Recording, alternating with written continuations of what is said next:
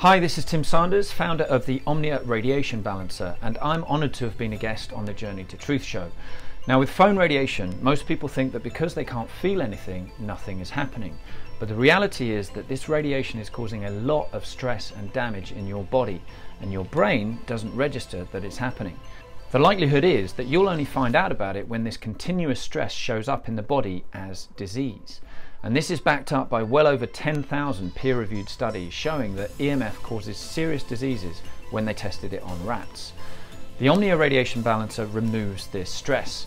It's proven to balance the blood, it brings perfect crystalline structure to water, and our kinesiology muscle tests show that the body goes super strong when you stuck it on your phone. And it works with 5G. You just order enough patches to cover every radiating device in your home, and you're done. It lasts forever. But to be clear, let's not get complacent. We must all stop 5G together. So big thanks and big love to Tyler and Aaron. Click on the link below and you can quickly and permanently bring balance back to your body. Thank you.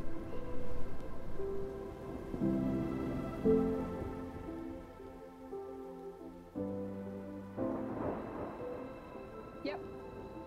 You ready, Aaron? You ready? Nope. No, I'm ready. Hey guys, you're listening. Hey guys, you're listening to Journey to Truth podcast. Tonight we are joined by Kate Awakening, and just to clarify, that is her real last name, but she had to change her first name from Great to Kate so people wouldn't get confused. So, just to get that out of the way. Miss Awakening. Yeah, Miss Awakening. So yeah, anyway, if you don't know Kate, she has YouTube channel called Kate Awakening. She talks about current updates, current events, Q drops, just anything to do with the Great Awakening that's taking place right now that is leading to our ascension and all of the above. And it's really awesome. She goes live every Tuesday, I believe it is. Yep. Which I'm sure everybody listening to this already knows that, but for the odd chance somebody doesn't, you should go check it out.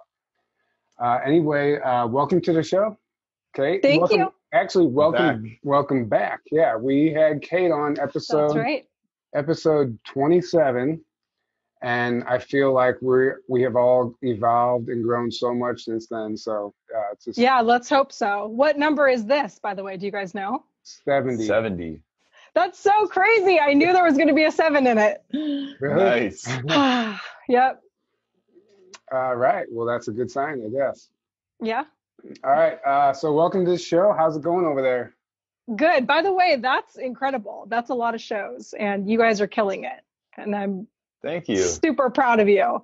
Oh, yeah, appreciate that. Thank you so much. It's been once a week. Actually, there's been more than that. We have like our pop-up podcasts and other stuff too. So, but right. Yeah, it's a commitment, but it's totally worth it. There's nothing we'd rather be doing. So, yeah, for sure. Get that. Yeah. So let's jump right in. Did you have you looked into this power outage that happened yesterday at all? Yeah, so a little bit. The way that I saw it explained made it seem a little less kind of titillating than originally when I saw the map. I was like, oh my gosh, this is incredible. This is a major outage across all of these platforms. But the way that I saw it explained was that it was primarily a T-Mobile outage. And then when T-Mobile was having the outage, all of the T-Mobile users who were trying to access these different sites started reporting that those sites weren't working because their T-Mobile service wasn't working. So I don't know if that's true or not. I haven't looked into it much, but what are you guys seeing on that? Well, I definitely think that, well, first of all, the map that they showed with it was just a Google image. It wasn't an accurate map because I looked into that. So it was just a map to like kind of spread fear. You know, it wasn't as bad as that. I think I heard a lot more shutdown. I wrote some of them down. T-Mobile, Facebook, Instagram, Fortnite, Spectrum, Comcast, all that. And I know Anonymous tweeted about it. You know Anonymous? Oh, yeah. So what are your thoughts on him? Is that deep state, or because originally I think Anonymous was a white hat, but then it was infiltrated and now it's deep state. That's what it looks like. Yeah. It's really hard to know because it's easy to get, when you see somebody doing something good, all of these different limited hangouts that we think about. It's hard to imagine putting out good information or doing, putting out good information that's going to wake people up if it's a psyop or if it's controlled opposition or whatever it is. But they do that. And it's actually brilliant because once they do that, they command the information, they control the information, and they'll take you only as far as they want to take you.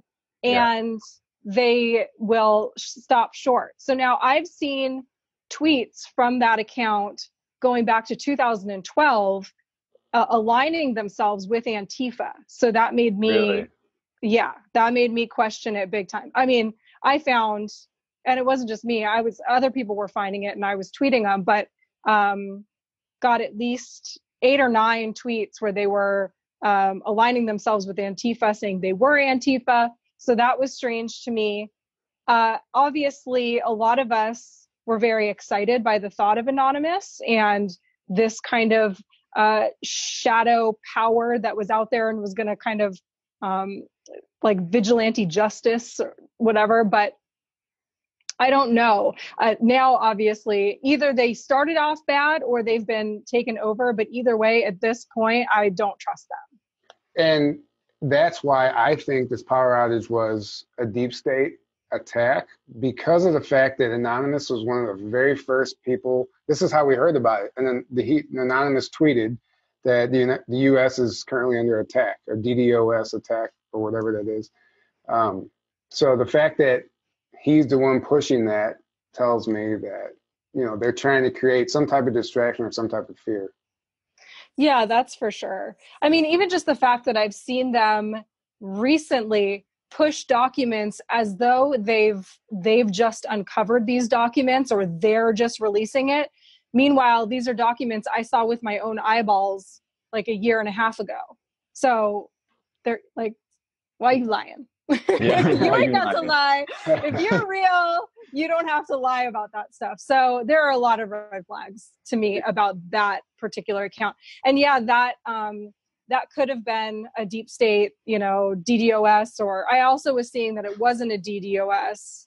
I don't know. I need to look into that more. But I know that a lot of us are kind of waiting for these, 3 to 10 days of blackout and for communications to go down. So we're all kind of hyper aware of these when stuff like that happens. And so it gets exciting. But I feel like we've had several of these kind of throughout the last year or so. Yeah.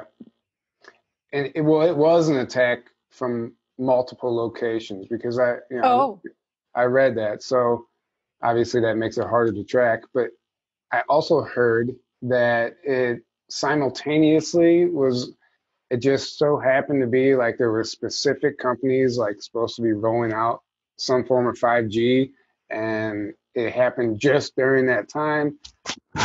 You don't know what to believe in, but just keep, just keep eyes on it. But, yeah, that's an interesting theory. Yeah. So what else you got for us? Tell us what's going on. No pressure. Want me to tap dance? What do you know? Tell us. I know nothing. That is the crux of literally everything. The more I find out, the more I realize I don't know. Yeah. Ain't that just it? That is the truth. And admitting that we don't know shit is also important, because if you walk around claiming that you know everything, it just leads you nowhere. Yeah, I've actually been kind of tuning out a little bit with, I stay on top of the current events, and it really started to get to me, especially with everything there's just so much ugliness, and it's really hard to keep a positive outlook on things. And it's hard to keep, your own energy going when you're looking into all of this. So I kind of unplugged a little bit. Obviously I have to stay tuned in somewhat because of my Tuesdays. I actually skipped my last Tuesday live, but I'm going to be doing my live tonight. And so, wherever I can find comedy, like via Chaz and the garden that they tried to grow, that was endless laughter for me. I don't know if you guys saw that. It was unbelievable. Well, they already destroyed, somebody already destroyed that garden too. Like it was already, Really? yeah. Somebody Rest in peace to the 3 salads that garden would have made. Yeah. That whole, It would have fed 3 people. Yeah, for a month. lunch. Yeah, maybe. that whole, They put down cardboard and then topsoil and like didn't even fully bury I mean, it was just. Yeah, they just like laid the plants on top of it. Yeah, Basically. those roots are really going to take. That's good enough. That whole thing reminds me of an old Family Guy episode where Peter creates his own, I guess it's his own country called Pretoria. And, but he just basically barricades his home and creates his own civilization there and does all that kind of stuff. And it's just ridiculous. But that's what it reminds me of.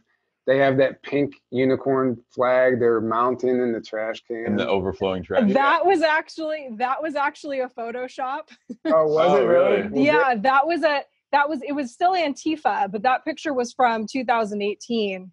I actually put that one up myself and I had to clarify it because, it's so interesting because we have memers now that are so good at what they do. They make things look so realistic. It really is hard to tell like what's real and what's not.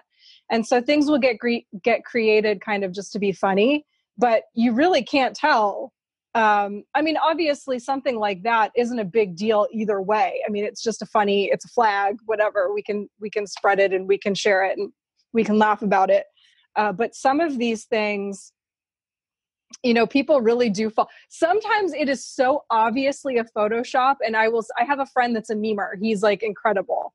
But he doesn't try to make things look realistic. He'll put people's heads on other people's bodies and stuff like that. And it's obviously a joke. I feel like they're obviously a joke, but I will still see like 5 to 10 people comment on underneath it. Is this real? This can't be real. Yeah. Or like they have this cognitive dissonance where like they think they're seeing something real, and it blows my mind. Yeah, I like how you said he's a memer, like it's a profession. Oh yeah, it is a profession. Not a profession? It's not. It is. Yeah, it is professional. Destroyed my. Well, I'm going to create an online course then. You should. It's so important. Like it's so dumb, but at the same time, it is really genius. And it kind of goes back to like, I was talking to my mom about this the other day, about the kind of evolution of language and how we communicate with each other, and how we probably started out more telepathic and could communicate, and we didn't even really need empathy because we could literally just connect to each other's thoughts and feelings. And then as things advanced, and as we also at the same time, like our pineal glands are moving further back into our brain, our skulls are solidifying more. We also have these cabal factions that are throughout history, basically thwarting our evolution and taking some of these things away from us. And so we see these things kind of pop up here and there as far as telepathy and like people being able to bend spoons with their mind and like all of these little things that I call party tricks, right? Because people can kind of tap into them, but there's not really a mastery of, for the most part, there's not a mastery of these things. And maybe at this point in our evolution, we should have a mastery of these things. Maybe we should be able to, all of us, communicate telepathically, etc. And maybe it's like that Jurassic Park thing, life finds a way. That's how like the internet got created. We found this like artificial way to do something to connect with people around the world. And memes kind of tap into that. Q talks about the importance of memes, not only just to get around the algorithms online that they use to censor us, but also they are very powerful. It's so much more than words, because you can look at words, you can listen to somebody's words, and you can take them a million different ways. But you look at a picture, you look at a meme, and especially using humor, it does open up a part of the brain. So I think they're really important, and also super goofy. Yeah. I mean, and if you see a good one, you immediately screenshot it and send it to other people. So but you don't do that with. It can go viral. Yeah. Exactly. It can bypass people's like conscious egos, you know, where like if they're reading something and they're like, oh, I don't agree with that. And, whereas like you just see a meme and it's like, Yeah, it kind of just bypasses the ego. Yeah. That's a great way to put it. Exactly. It's a That's lot such a good quicker. point. I do have friends sharing memes with me that would not typically be sharing that content with me. Like they wouldn't share something that was like anti Joe Biden, for example, but like they'll share a meme with me that's like making fun of him. Yeah, sure. Well, exactly. and they're also great for our current attention span at this point in our civilization, because it's this short, you know. And man, the whole telepathic thing, you know, I think, like you said, we were once telepathic, but we got away from that because of the chemtrails and the GMOs and the mainstream narrative and every other form of programming, MK Ultra, mind control, whatever.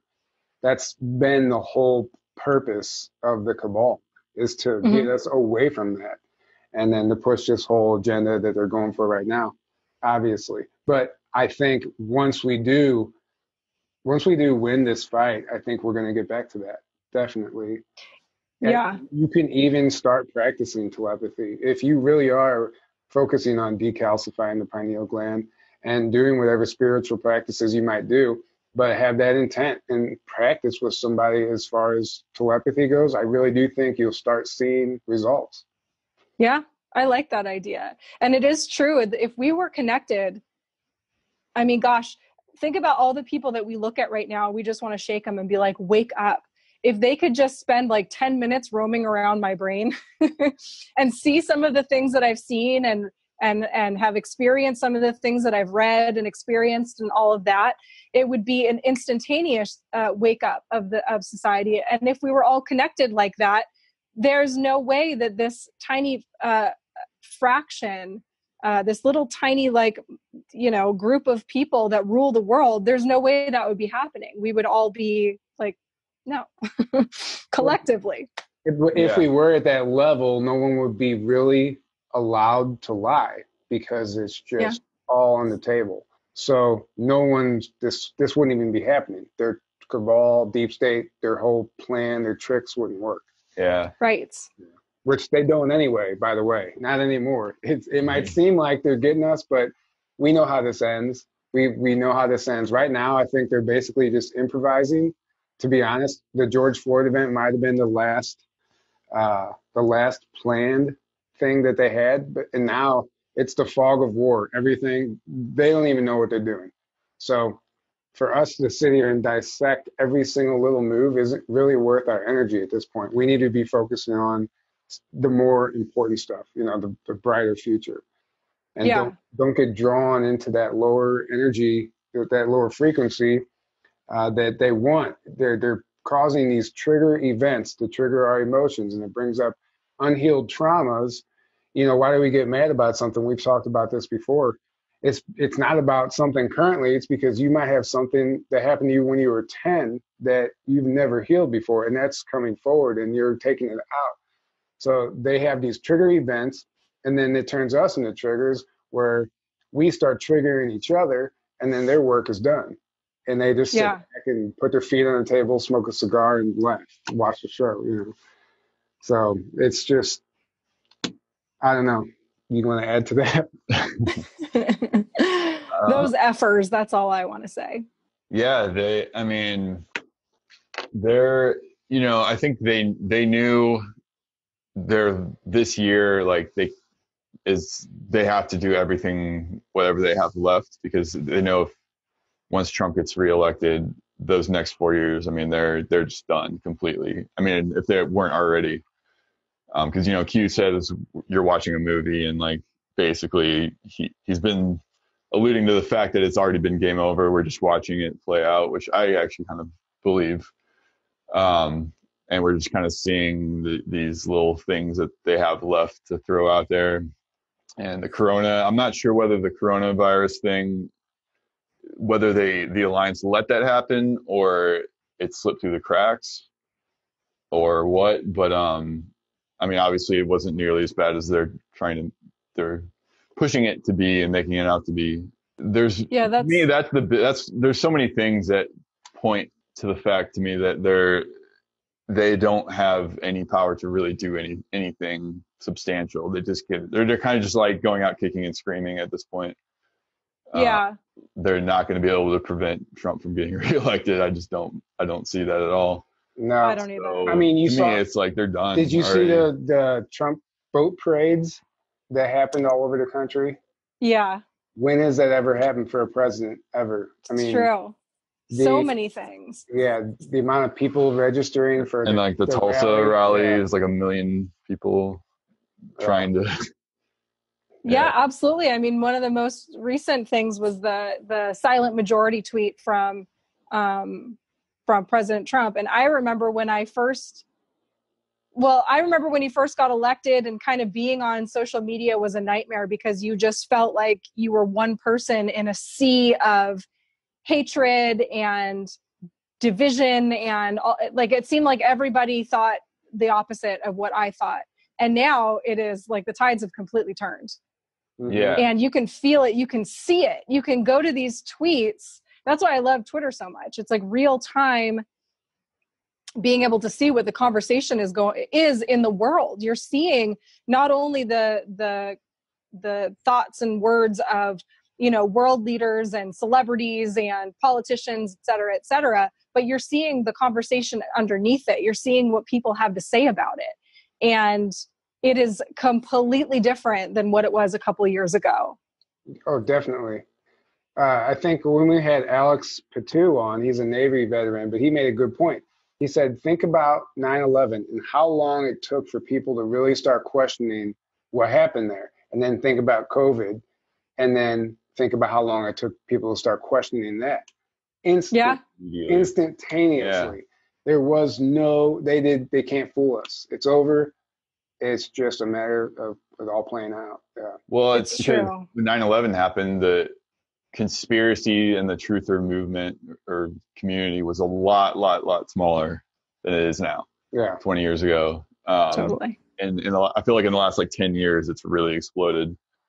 I mean, I woke up in 2012, and even at that time, it was way smaller. And I saw it kind of just like grow and grow and grow until what it is now. Like and even people that don't call themselves, aren't in the community or whatever, like I'm seeing way more people than ever before question everything. Like they're not just immediately accepting everything. Like, I mean, there are obviously still a lot of people doing that, but there are a lot of people that are like, there's so many things that have come out over the years and obviously with the Epstein, that was huge. Oh yeah. People are finally becoming skeptical and less just naive, I guess is a good way to put it in general. Mm-hmm. It's over with. Everybody and that's what we can do. Like everybody's sitting at home. What can we do right now? Don't go out and protest. Just constantly, what am I trying to say? Constantly expose them. Yeah. Constantly call them out. And you don't have to go anywhere to do that. You probably are more effective online right now than if you were to go out in the streets. So for sure. I mean, you think about consent and the element of that and how important that is to them actually being able to achieve and pull these things off. And even if you just get one other person to start questioning, you have literally doubled your power as a human being on this earth. You have multiplied, and then that person might multiply, and then you might multiply again. And so, exactly, it becomes exponential. That's why this great awakening is happening so quickly. And I do think, like, especially with the Epstein thing, what I was seeing mostly from everybody wasn't, is this true or is this not true? It's, I know this isn't true. Yeah. And they had different theories for why that is, but they're like, I know they're lying to us. I just don't know for sure why. Yeah, exactly. Yeah. Like, really? It was like a collective, like, really? Exactly. And by the way, I was one of those people that completely fell for the 9/11 narrative. I was just I think most people did. I mean, I was way too young. Yeah, almost everyone. Well, Back then. yeah, me too. Yeah, I was 14. So. Yeah, me too. Yeah. You were young. Yeah. Youngish. Young enough. Young enough. Dumb enough, certainly. Yeah. So let's talk about your age. No, I'm just... Yeah. So let's do that. I think I hear my doorbell ring. Oh, I didn't know. It's the fuzz. Yeah. Yeah, but what's happening now is that all this stuff that's going on is not getting the media attention that it should, and that's where we come in. Like there's like child pornography being busted and child trafficking, human trafficking. They're arresting these people, and these are probably headline stories that don't get any attention right now. And even the Black Lives Matter stuff, like St. Paul, Minnesota, or whatever it was, they just burned that whole city down. Like 130 businesses were destroyed, among a lot of other things that happened, and it just got no media coverage. It just goes to show you the agenda even more. I mean, it's so clear right now, and that's why the digital warriors come forward, And yeah, it's what we're here for. Yeah, definitely. And I don't know, have you looked into any of the recent Q drops at all? I have, yeah. I'm actually in a group that saves my life. They're all kind of collectively going through the Q drops as they happen, and so that has helped me a lot, because not only does it help to get other people's perspectives and stuff, and sometimes there was one time that Q dropped something, and I think there were 20 something of us in this group, and literally every single one of us had a different interpretation, and so that was really interesting and also kind of cool. But that has helped me, because I don't know about you guys, but I don't have the time to watch really anybody else's content when it comes to YouTube. So I know there are people out there doing decodes and stuff like that are awesome at it, and they're always on top of it, but I just don't have the time. So I will read the Q drops. I'll kind of get what I get from them. I'll check my group. I'll check Twitter, and that's kind of how I've been operating. And the people that do decode, I mean, if you look in the past, we've been wrong about so much. Yeah. So much of it. So now, you have, I haven't. Of course. Of course. Yeah, speak for yourself. I am speaking for myself. But, especially with dates and other things where, like whenever they posted 10 weeks, everybody just immediately added 10 weeks to that date and then thought July 6th means something for sure. I'm like, well, you never know. That 10 weeks could have just been code for something totally else. Could have been the name of some operation that was getting ready to start or whatever. You just never know. That was actually the first time, every other, what do we want to say, date friending, the other word that we use. When people kind of get into the dates and speculate, that's always kind of on us. And most of us in the community, even when we speculate, we're we try to be responsible in saying, this is just speculation. This is just, this is a possibility. Because once we get burned several times of thinking, oh, this is the date something's going to happen, and then it doesn't pan out, it's hard. But that last one with the 10 weeks was really the first time I ever really felt like the date stuff, the speculation for dates in advance was actually coming from Q. That really did feel, and of course we could arrive at July 6th or whatever it is, and nothing will happen, and we'll find out later that it was actually they meant this. Well, what's interesting about that date is that if you follow the Jasara stuff, I don't know if you're familiar with that. Mm-hmm. So if that is to be rolled out, which I know if Aaron follows us a lot, but this is really happening. There's some type of financial reset, and this Nasara is a real thing. It's not a conspiracy theory like people think it is. This is something Kennedy tried to implement. Another reason he was shot. This was supposed to happen again on 9/11, and a lot happened before that, to where Bill Clinton was allegedly signed some bill at gunpoint because of something that was going on. There's a lot to it.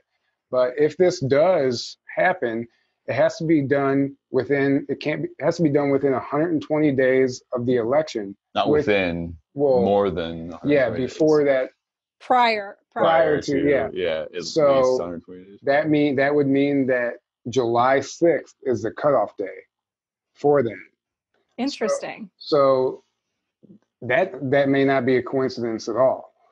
That may be exactly why also that we hear about this fake ET invasion is supposed to be happening at that exact time. Also, July 4th weekend is what we hear. That whatever is supposed to go down at that time, both sides are preparing for it. And things change every day. Things change in the fog of war, like I said. So who knows if anything's going to happen at this point, because they're constantly changing their plans and their strategy. It's like, all these insiders aren't getting their intel anymore. It's because there is no intel on the battlefield. You're improvising the whole time. So that's where we're at right now. Yeah, that's interesting. I also am like, am I weird that I'm kind of like welcoming the fake alien invasion? Like as much, no? No, you can't welcome that. But think about it. It's like this, okay, it's like every other limited hangout thing that they've done, PSYOP. It's like ancient, I don't want to say Ancient Aliens or Alex Jones or whatever it is, where I honestly think they kind of went into that thinking that they were going to control the information, and they underestimated the impact of people waking up and no longer that it goes hand in hand with no longer being controlled. So yes, they could pull off this scary alien invasion and it might be fake and it might freak people out and it might cause some mayhem. But really what they're going to do is like rapid red pill a bunch of people. Even if it ends up being fake, you're going to push people past that cognitive distance. You're going to break through, like you're going to burst a bubble in people. That's what I think. That's why they haven't done it yet, in my opinion, because that's why that's their last card. Because once they do a fake alien invasion, think about it, like there's no turning back. They're breaking like, okay, so you're saying, so now aliens are real and they're here. And all this, and even if people find out it's fake, they're going to be like, "Wait a second, then we have all this to that extent." Technology, yeah, exactly. Yeah. So it's like there's so many levels that they've had hidden away that they're going to be suddenly revealing. But that, and if people don't, if it doesn't pan out, that's it. What else can they do? It's like I'm going to come at this from a totally different angle because. Okay, I'm ready. Okay, let's just say that ETs. We know ETs are running the planet. The whole reptilian, the bloodlines, the elite bloodline may or may not even be human, which it isn't. Right. And if there are, let's say, Pleiadians and other races working within Q, like some people have claimed, and other ET races working within the Trump administration and just in the military in general, whatever they're doing, these ET races. So let's say they do a fake invasion. What it's doing, these are real people. What it's doing is framing them as murderers. Oh, it's framing them as murderers, and we might not know about them, but it's going to prolong any official first contact that we might have been getting. It would totally prolong and just throw everything off track. So as far as the seriousness of that, because, these people have been helping behind the scenes for so long, and that would be the ultimate deep state attack would be to the ETs behind Q and Trump and everything that have been responsible for this entire movement in the first place. Now, all of a sudden, they're framed as murderers. And they can. I see what you're saying. I don't agree. Well, I don't think first contact is going to happen the way a lot of people think. Also interesting. I think contact in an open way. I mean, contact's been happening for one. It's just not on a open public way for one. So I don't think it's going to happen the way a lot of people, the typical like governments are going to come out and say, "Hey, aliens are real," and here they are, and then they're all they all suddenly start coming out into open society everywhere. It's going to happen through, I think it's going to be like people's private property. Like, let's say somebody has a ranch, like ESETI, for example, like a ranch with a lot of land. They're going to set up zones at first, at least. They're going to do it this way. They're going to come to these specific places that whoever owns that land is going to agree to let this happen. And they're going to set these like contact zones. So like you have to come to them. They're not going to just come out to everyone, because obviously we live in a world where even though people are waking up, like there's many, many people that are not ready for that, right? And that would be very fearful and resistant to ETs just being out everywhere. How many people would see an ET and still think it's the devil or something? Like, oh my God. Exactly. And there's a lot of religious, I used to be a religious fundamentalist, so I totally get the mindset. So that's not how it's going to work. It's going to be, you have to come to them, to wherever these like areas are. I don't know how the details of how, other than that, but I know it's going to be, you're going to have to come to them at first. They're not going to just, and they're coming to people on an individual basis already, though. Yeah, exactly. But there's gonna be these little zones set up that like you can probably, like these communities set up in these areas where you can basically come and live with them if you so choose. Did you have a dream about this, or how do you know this? Well, I was already kind of. There's people that have had dreams. I was already kind of thinking it would be this way more before, and then Cobra actually recently came out and said this is how it's going to happen. I was like, oh yeah. I definitely think it's confirmed that for me. I definitely think that's potentially. It just, that's the only thing that makes sense to me, really. Or but don't you guys think that, like, okay, let's say they stage this alien attack, okay? And it gets people thinking like, oh my gosh, aliens are here, they're real, and they are vicious. They want to attack us. Once somebody accepts that there are aliens and that they're here and this is all real, do you really think it would be that hard to then show them, actually, there are different races of aliens and they're all very different? So that's why I'm not sure, like, I think once people accept that there are ETs, it becomes a lot easier to understand that it's not just one type, it's not just like the little gray guys or little green guys. Yeah. I mean, it could go either way, I guess, but either way, there's going to be still a significant percentage of the population that will never accept ET. F them. Let's go. I'm ready. Yeah. Well, I'm just curious, like, so either they're going to have to like form their own communities, or it's going to be the other way around. Because I know there's a lot of people on the planet that, the programming is just. Hey, you know what? Wakey, eggs and bakey. That's what I have to say about that. I totally get your point. I totally agree. I totally get your point. I think it could go either way. And if, like you said, if it does happen, it wouldn't be that hard then to convince people. I don't know. It's just my theory on it. And there is a reality. Well, it's going to destroy all religions, for one thing. Yeah. Well, maybe briefly, but we could get back to incorporating, because really, you'd have to. When you go back and you look at some of these ancient texts anyway, it's all in there. It's already in there. It's just like people aren't looking at that. Yeah, but they take things very literally that probably were figurative, and they take things very figuratively that maybe were literal. Yeah, exactly. Well, all the aliens are demons people, like I mean, I used to be one of them back in the day, so I understand the mindset there. But I just know so many.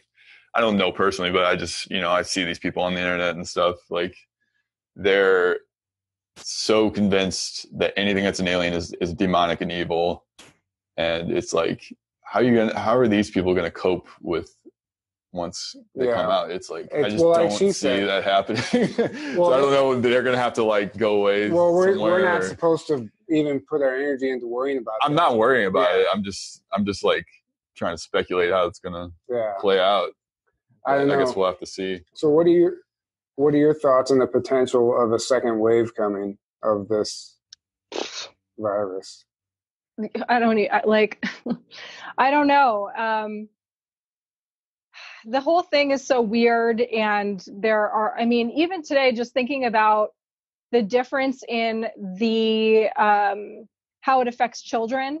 That's one of those things, like when you brought it up earlier, like, what was this? It almost seems like something that the deep state had planned, but then it was taken over, and they were expecting it or wanting it to be much, bigger than it is. But we also know that the numbers are completely inflated. We're seeing so many different reports of things like that. Like, wasn't there a Supreme Court justice whose sister died of, because what did she have? Alzheimer's, I think. And some of those patients need to be suctioned because they will actually forget to swallow and they can actually drown in their own saliva. And so that was what happened to her sister. And they ended up putting that she died of COVID, even though she died because she wasn't suctioned. And so they actually exhumed the body and had a private autopsy done, and they were able to show. So anyway, there are lots of cases of things just like that. I was watching a video today. They're also murdering people because they're literally patients. And there was a nurse that just exposed. I just watched the whole video on YouTube. She had a camera, like a hidden camera, and she was showing like the computer screen. They were marking people as testing positive for COVID, or like in the system that they had COVID when they tested negative. Yeah, they'll show multiple tests it on the screen. Multiple tests say that they came back negative, and they'll still say that it was positive. And then she's like, and then they're putting these people on ventilators, and the ventilators are burning out their lungs and killing these people. They're literally murdering people. And they collect $13,000 a patient. Yeah, they literally have. Right. Yeah, and that's a verifiable fact. You can look that up. I'm not making that number up. And they're marking tests that people that die of other things, just like you just said, as COVID. Yeah. They're doing like every possible thing to inflate the numbers, and it's not working. And they're murdering people, which is it's just insane. It's like the most insane. It's crazy. Getting away with this. Yeah. I think that even when I'm seeing like it's a higher percentage of it's more contagious or it's more deadly, by a percentage, whatever it is.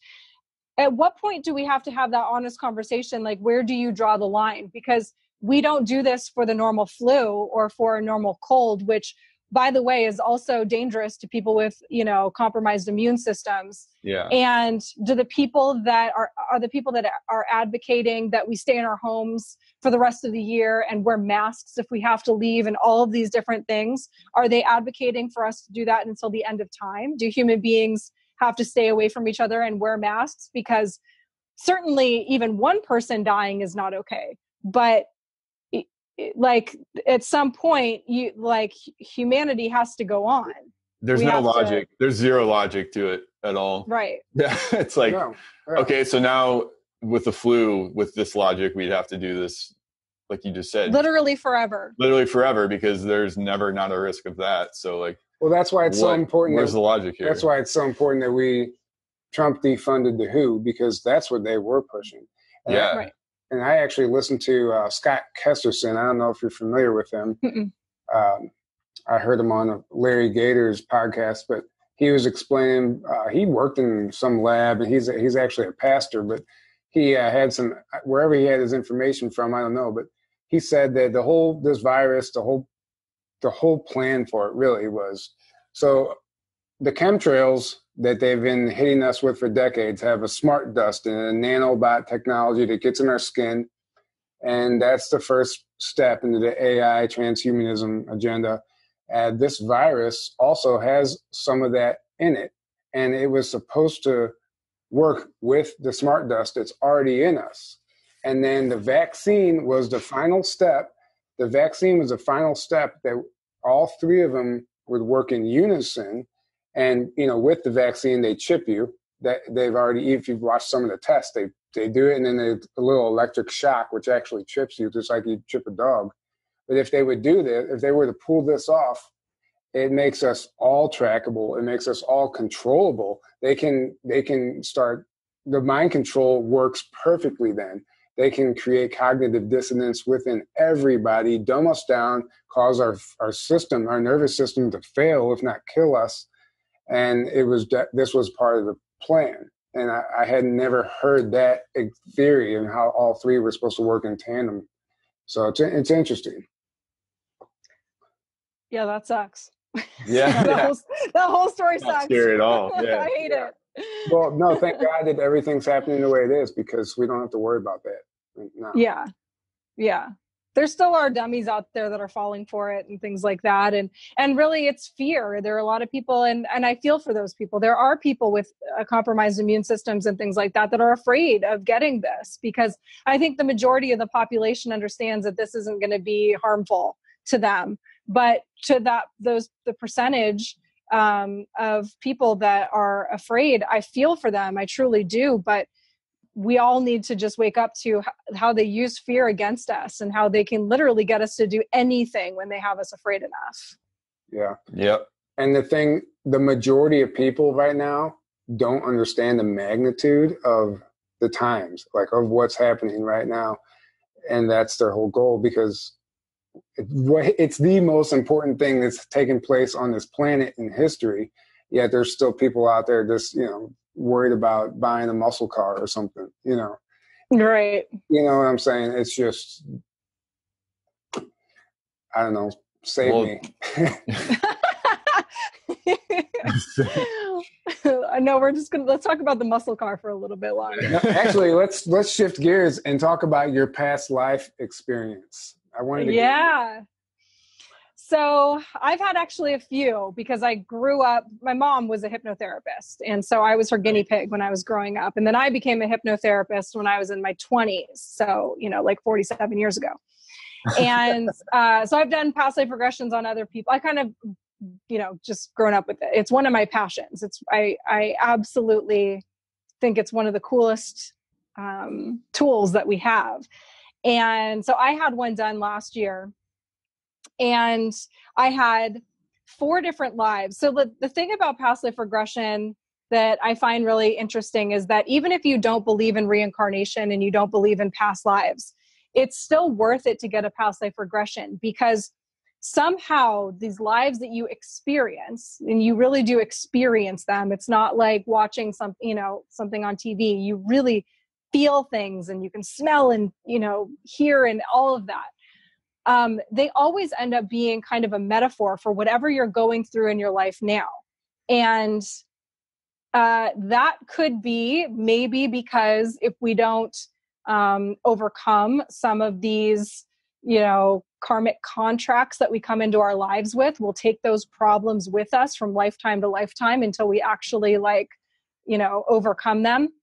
Or you could just explain it as your subconscious mind making up a story that's going to allow you to see something at a safe distance so that you can get a new perspective. Because when we're inside something, it's so hard to really see it clearly, when your emotions are tied up in it, etc. So that's the interesting thing. But I happen to believe in reincarnation. I happen to believe that these are past lives that we're experiencing. I think it's also possible that we could maybe experience lives that maybe we didn't necessarily live. Like I had one that was very, very clear where I was it Louis the 14th? I think it was Louis the 14th. And I was like, no, whatever. But maybe I'm able to access that.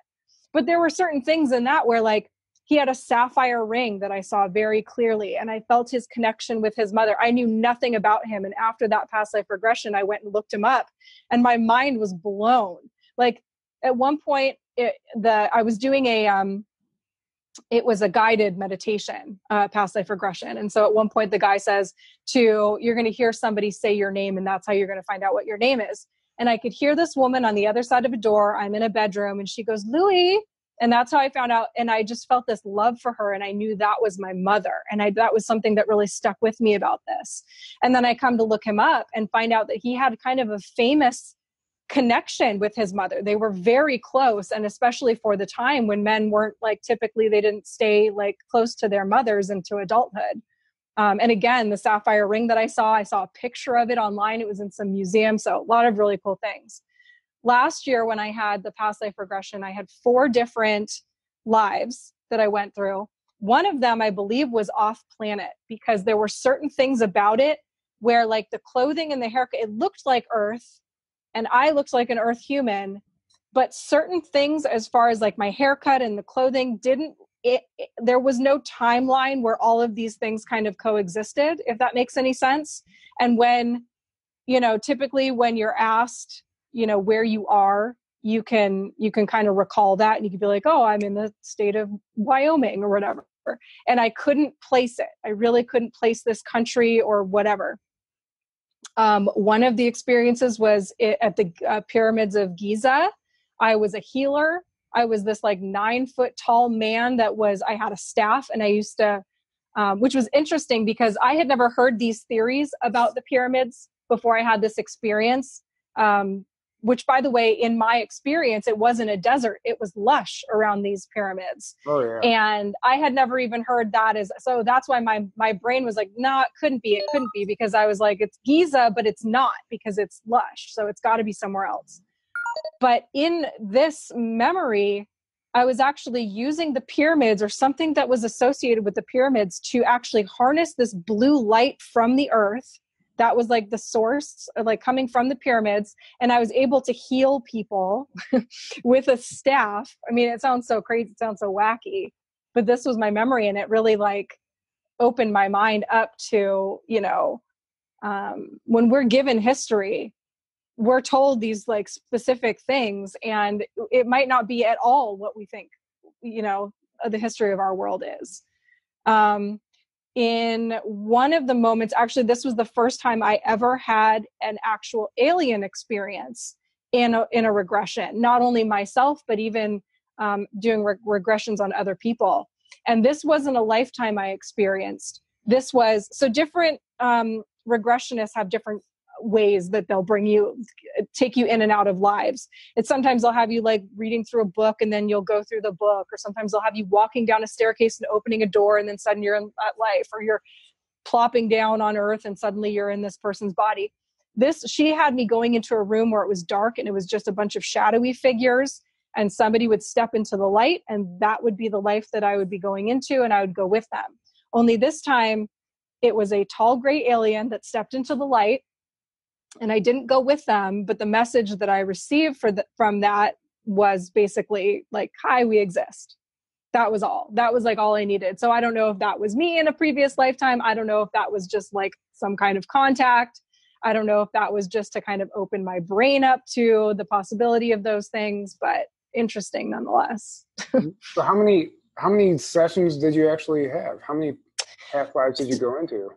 Well, in this one session, I had four lives. Well, if you count the alien. Yeah. One, it was like the 60s, and I was like this mountain man named Bruce, and so there's always like a lesson, right? There's always a lesson that comes along with the life. Oh, yeah. The one that I think that I had off planet was a mother, and she was trying to protect her baby. And what I took away from that life was really how lucky, how easy I have it on this planet as far as worry and concern. She had actual concerns of threats of like protecting her baby. And like my life is pretty like easy, but I went through postpartum depression really, really badly, and anxiety. And ever since I had my son, I had this really crazy, just fear of the world. And so that put things into perspective for me in my own life. I was like, I actually am in a very safe life here. The mountain man life was like, he lived in the woods essentially. And he had kind of distanced himself from society and didn't have any human contact. And at the end of his life, when he's in a hospital, he's having so many regrets about the fact that he didn't connect with people and that he was essentially dying alone. And so it was my message that, human connection in this life is very important to me. So were you taken through the death experience in those lives? Yeah. Well, I wouldn't say the death experience, but for example, like the Bruce dude in the 60s, that's how I knew it was the 60s, because really the majority of his life was spent out in the woods. It could have been really any time period other than like he had a beard and flannel and whatever. But at the end, I could see him in the hospital. I have never done the like going through the death process into between lives, which is something I would really like to do. Yeah, I've done that. Have you? Yeah, I've done a few past life regressions, but that was one of them. Like I was actually like hunting. I was like a Mayan warrior, and I was hunting, and I was speared by a boar, and while I was hunting, and that's how I died in one of my past lives. But yeah, it's crazy. Like you feel that pain, but at the same time, and there's like a common trend that came up in every one of my past lives was like loneliness. And that's something that actually I'm still like, I think this is the lifetime right now that I'm supposed to actually heal that or conquer that or whatever it is. But yeah, it's fascinating. It's definitely fascinating. Yeah. Yeah. One time I was off planet and I was some type of ET. We were very, very simple. We were like highly advanced, but technology wasn't like we imagined it. We could like levitate and telepathically talk, but we lived up in these gigantic trees, and you only came to the ground to hunt and gather because there was a threat from some type of animal, which I didn't get to see, but I encountered a Sasquatch that was explaining everything to me. It was wild. And then I had to go back up and bring all these gifts and food and everything back to the tribe up in the tree. And I just remember like floating up there and like giving everybody, being so grateful and so thankful that they got all their stuff, that I gave them everything. And I remember going into my quarters, like this hollowed out part of the tree, all the places that we slept in, they weren't big rooms or how we never spent any time inside. You just slept there. Everything was done outside. And I remember going in there and still being like overwhelmed with this loneliness. And then I encountered this gigantic bird who I ended up interfacing with and getting some message about a galactic federation or something. It was wild, but That's so cool. Yeah. So have you considered like getting back into that and doing these regressions again? Because you totally should. I mean, yeah, for sure. You know, it's hard. When I got into hypnotherapy, I just wanted to do all past life regressions all the time. But unfortunately, once you get into an office and you've got overhead, then you just you just have to do hypnotherapy, and whatever comes to you, comes to you. And so that was, X number of years ago. There weren't as many, let's say, enlightened people on the planet at that time. And so mostly what I was doing was like weight loss, smoking cessation, anxiety. I was helping guys with their golf game. It was stuff like that. And so while I like to help people and I enjoyed that stuff, I wasn't really doing enough past life regressions to make it like super interesting for me. And I couldn't like just put my foot down and be like, no, I'm just going to do past life regressions, because I couldn't have like made it work. But I do wonder if now there's more of a demand, if there's more interest in that kind of a thing. People's minds are more open to it. You will flourish if you do that, believe me. And you can do it from your home. Freelance, yeah. You don't know. You can do it from your home. That means I got to clean my home. I got to do my dishes. I mean via Zoom. Via Zoom. I could, but I'm kind of a snob when it comes to the hypnosis aspect of it and getting people to a certain depth. And there are just things that you just can't do via phone. Like you have to do it in person, at least the first time. And then once you establish that hypnosis, then it's a lot easier to do it, remotely. Yeah. But I don't know if I'd be super into even doing it remotely. I think I would just want to do it in person, at least at first. I agree with that. I've had 2 in person and 1 remotely, but the 1 remotely was my 3rd one. So I really knew what to expect. I've already kind of been, I've been weathered, as I guess you can say. So I already had experience in it. And the first time I don't think I got as deep as I could have. The second time was really profound. But the 3rd time, even though it was long distance, because I had a better understanding of what to expect and what I was going to go through, that was like the most vivid experience of all 3 of them. And it was long distance. Yeah. It's like flexing a muscle. It's like learning how to do, it's like when you meditate and things like that. I actually had a Major League Baseball player that I used to hypnotize, and he was really into meditation. He had a very strong mind-body connection. So he went down like a bag of rocks every single time. He was like the best candidate ever. And not everybody is like that. So that's why you really have to cater to each individual person and know exactly, like I test people before I hypnotize them to find out how they process information. Because if you're not speaking to somebody in the way that they process information, their brain is going to reject it. It's going to fight you and they're not going to go down as hard. So some people are super literal and some people are the opposite of that. And you need to find out like where on the scale they lie so that you don't say the wrong thing. Because if you tell somebody who's very literal, your hand is going to fly up off the desk, they're going to be like, no, it's not. My hand doesn't fly, you know? And so they're, you know, kind of all of these little tricks. I get that too. And it's preparation in the individual beforehand, as far as not drinking caffeine and just eating the right thing, which is important also. Very important. Yeah. You don't want to have caffeine. You want to make sure you get enough protein. Like you want to have your body very stable when you go for hypnosis. Yeah. And not on drugs, by the way. That's one of the other reasons why I like to do it in person. Like I want to gauge somebody. I want to know, you know, if they're on drugs, if they've been drinking, something like that, because I'm not going to hypnotize somebody. Yeah, they take a hit of DMT and they're like, Kate, take it. I'm ready. Then they don't need me. Yeah, exactly. Yeah, it's true. Yeah. I want to do that, by the way. I really do. Just once in my life. It's incredible.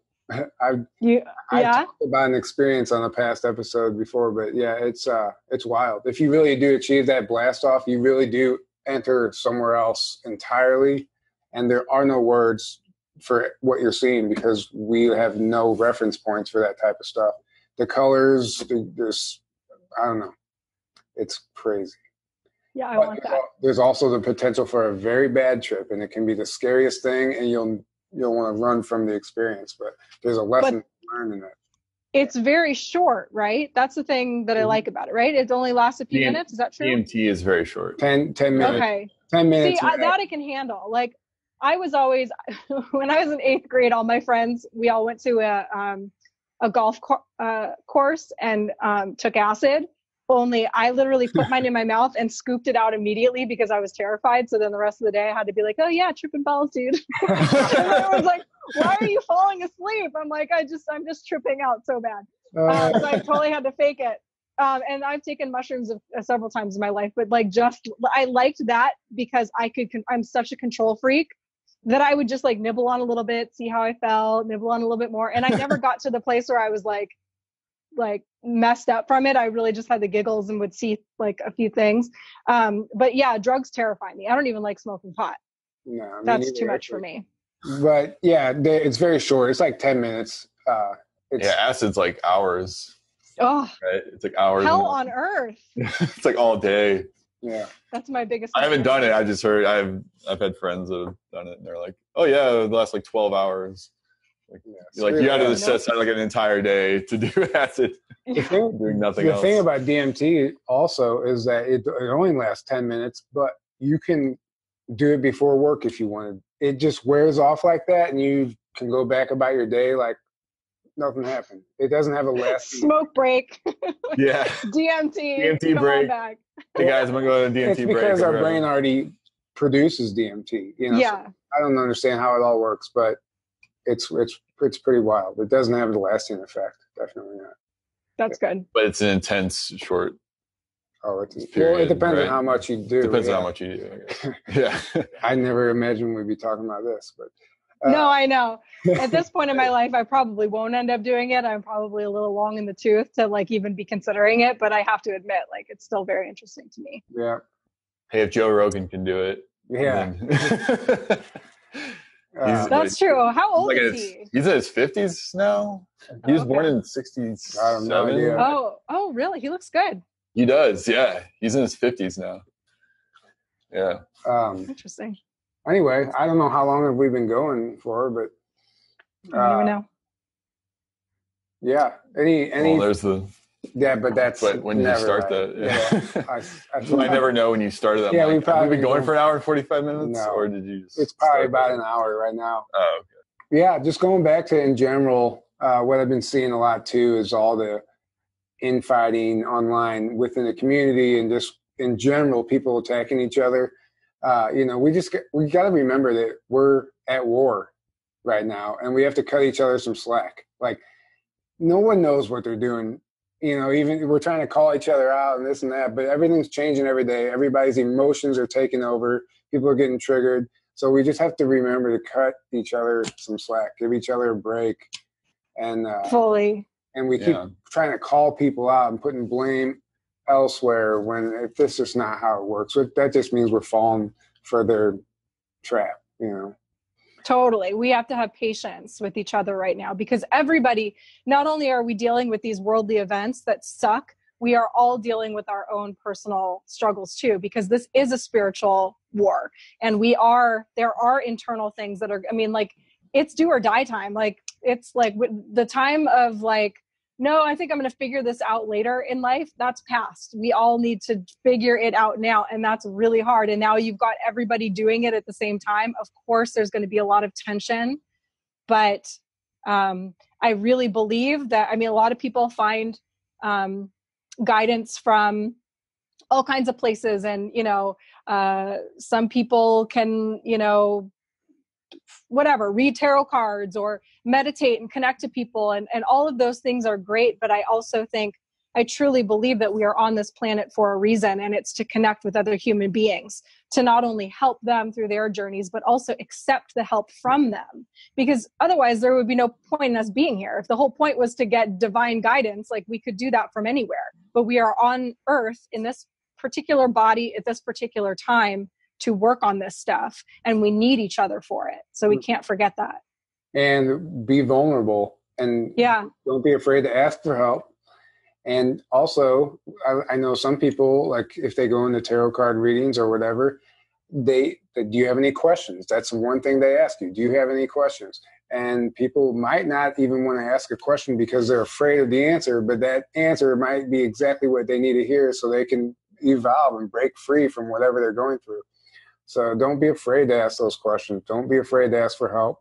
That's why if you have a gift, like, you're able to regress somebody and take them into a past life, utilize it. Like you said, that's why we're here. So I'm going to call you after this and book a session.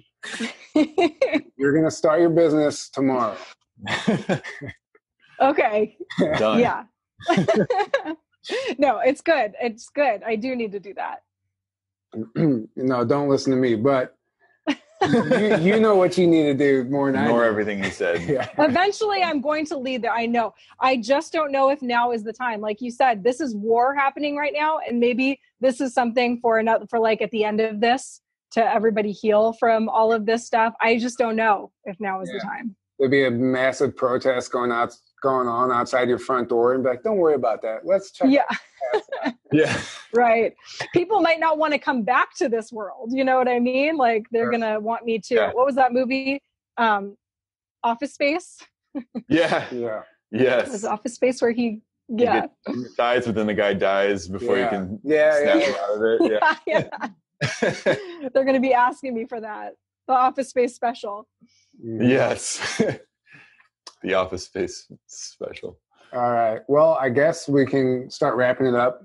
It seems like an appropriate time. So thank you so much for coming on. This is awesome. Thank you guys.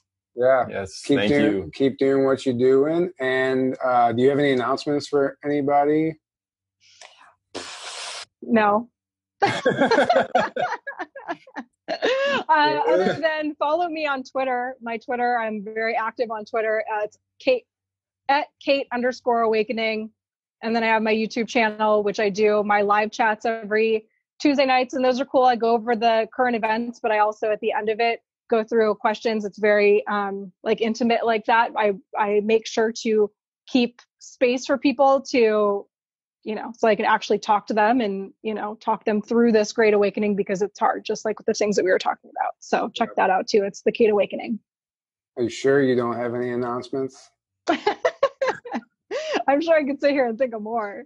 I didn't know if you wanted to touch on ESETI at all. Oh, yeah. So I don't really, I would love to announce ESETI, but I really don't have all of the details right now. I believe it's going to be July 23rd through the 26th. And they should be announcing that shortly, and I will be speaking there as far as I know. When everything gets solidified, I'll definitely let people know about that, though. Well, by the time this airs, the tickets will be on sale. They already are. They went on sale today just for lodging, but the conference just for camping and lodging. Yeah. So far. See, you guys know more than I do. Yeah. But probably about everything. Yeah. Well, yeah, you know. I don't know what I was saying. Oh yeah, Aaron and I will be there. Aaron, we will be there hanging out. So anybody who wants to come hang out, grab a ticket and hang out with us. And guaranteed good time. Definitely. And we're going to be at Camp Disclosure at the end of August.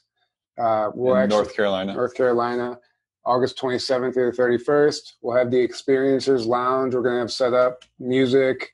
We're doing live podcast, interviewing people, recording their experiences, compiling it for a highlight video. We're going to be going on some hikes. James will be there. James Gilland will be there also. He's doing some CE5s. There's so much stuff. It's really going to be awesome. It's really going to be cool. So we'll have that link in the description if you want to get yourself a ticket. They're limited, and it's going to be a great time. So come hang out. And I'm talking to you too, Kate. Yeah, I'd like to go. Maybe that's where I'll hypnotize you. Yeah. Or at ESETI. Yeah. There you go. No, I'll be way too nervous at ESETI. I'll be way too nervous. After I speak, maybe. Yeah, maybe. Maybe we'll have to hypnotize you then. Yeah. Yeah. You won't be nervous. Just being out there in general was hypnotizing enough, I think. Yeah. Man. Yeah. Have you been? I have no idea what I mean. No, I haven't. Oh, and I just I'm hearing so many things. I'm like, it literally gives me bubble guts just even thinking about it. I'm like so nervous and so excited at the same time. Oh, that place is amazing. Yeah. You're gonna love it. There's a weird energy there. There's a weird energy there. Corey Good described it the best. I wouldn't say amazing energy. Yeah, but he described it the best. It almost like you feel buzzed, like almost like a little bit of a high kind of. Yeah. Yeah, it's got a high vibration energy. Like as soon as you go there, you'll feel it. You're like, whoa, it feels amazing to me at least. That's so cool. Yeah. Beam me up. I'm ready right now. You'll see ships flying every single night around the sky. And that's so cool. I saw orbs and fairies and stuff too. Yeah. I had a bunch of Sasquatch experiences. Yeah, Sasquatch encounters. I didn't see him, but he heard him. I had one throw a rock at me from the. Yeah, try a rock. Wasn't there a story about a girl getting her butt pinched? She was like, I love you, Sasquatch, and she felt her butt get grabbed, and then nobody was there. I love that. I'm so jealous. Yeah. I want that. I want Sasquatch to grab my butt. I do. On that note. On that note. All right.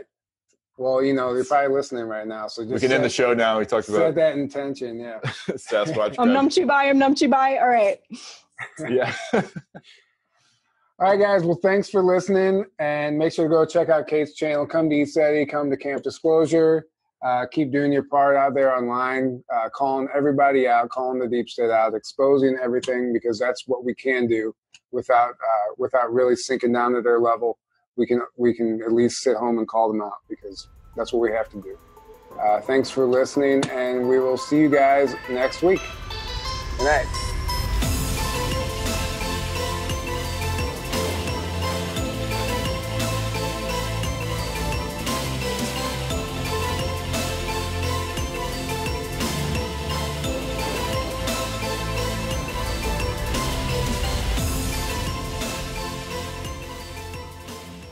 Is it over?